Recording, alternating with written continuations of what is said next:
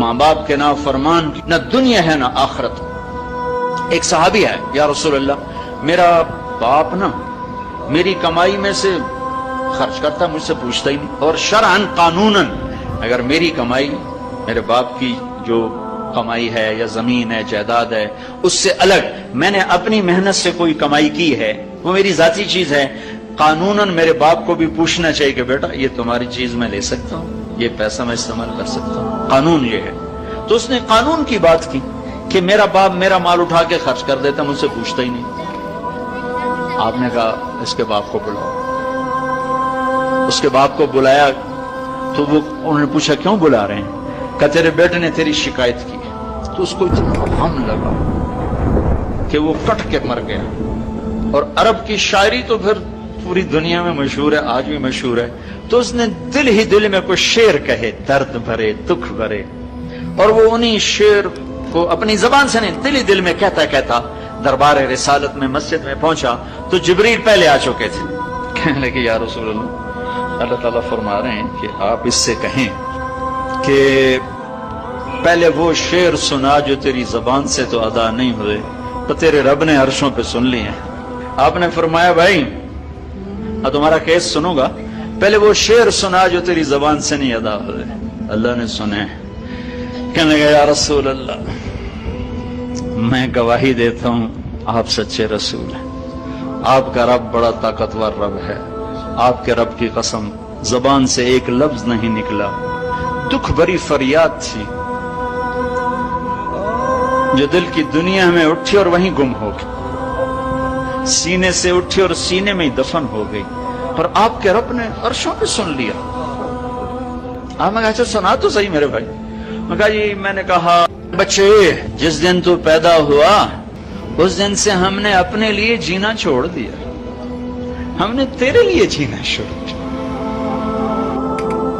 گرمی سے لڑے، سردی سے لڑے، موسموں سے لڑے، حالات کے آہنی پنجوں سے رزق نکالا، جبڑوں سے رزق نکالا، جوانی کو قربان کیا، صحت کو قربان کیا، اپنے جذبات کو سلا دیا، تیرے چہرے کی ایک مسکراہٹ دیکھنے کے لیے ساری ساری رات کام کیا، سارا سارا دن کام کیا، کبھی دھوپ میں کبھی سردی میں، کبھی گرمی سے لڑا کبھی سردی سے لڑا، کبھی موسم سے لڑا کبھی بھوک سے لڑا، تجھے کھلایا خود بھوکا رہا، تجھے پلایا خود پیاسا رہا، تجھے چھاؤں میں لٹایا خود دھوپ میں بیٹھا، تجھے سکھ پہنچایا خود دکھ جھیلا۔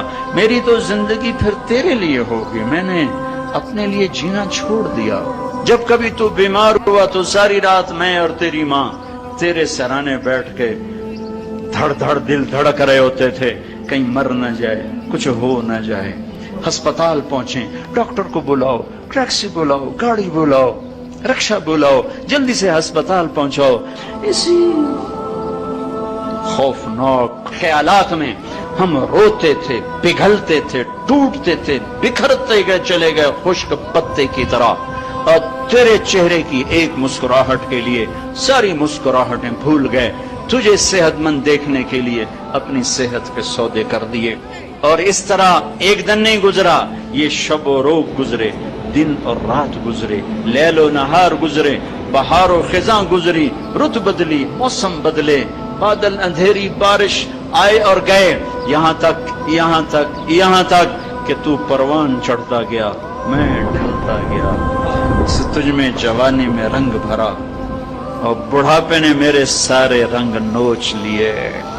تو سیدھا کھڑا ہوا تنے کی طرح، میری کمر جھک گئی کمان کی طرح، اور میں آسرے کا محتاج ہوا، تو طاقتور ہو کے جوان ہوا۔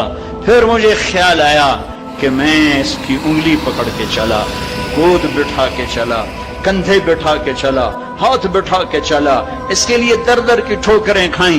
آج جب میں بوڑھا ہوا ہوں تو اب یہ میری انگلی پکڑے گا، میرا ہاتھ پکڑے گا، میں اس کی لاٹھی بنا، یہ میری لاٹھی بنے گا۔ لیکن ایک دم میرے بیٹے تیری آنکھیں ماتھے پہ چڑھ گئیں، تیرے تیور بدل گئے، تو مجھے یوں دیکھنے لگا جیسے میں تیرا باپ نہیں، میں تیرا نوکر ہوں۔ تو میں نے اپنی زندگی کو جھٹلا دیا اور میں نے کہا میں خواب دیکھ رہا تھا کہ میں باپ ہوں۔ نہیں، میں باپ نہیں، میں نوکر ہی ہوں۔ میں پڑوسی ہوں تو اچھا میرے دوست، اگر میں پڑوسی ہوں تو پڑوسی کو بھی تو لوگ پوچھ ہی لیتے ہیں، کبھی مجھے پوچھ ہی لیتا کہ بھائی کسی چیز کی ضرورت تو نہیں، کچھ چاہیے تو نہیں۔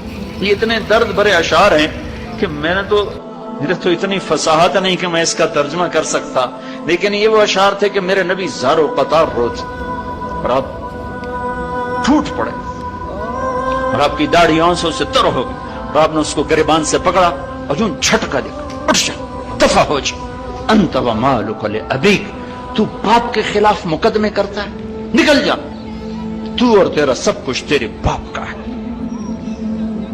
یہ صرف روز شب قدر سے متعلق نہیں ہے کہ ماں باپ کا نافرمان ہے تو اس کی شب قدر برباد ہو گئی، ماں باپ کا نافرمان ہے تو سب کچھ برباد ہو گیا۔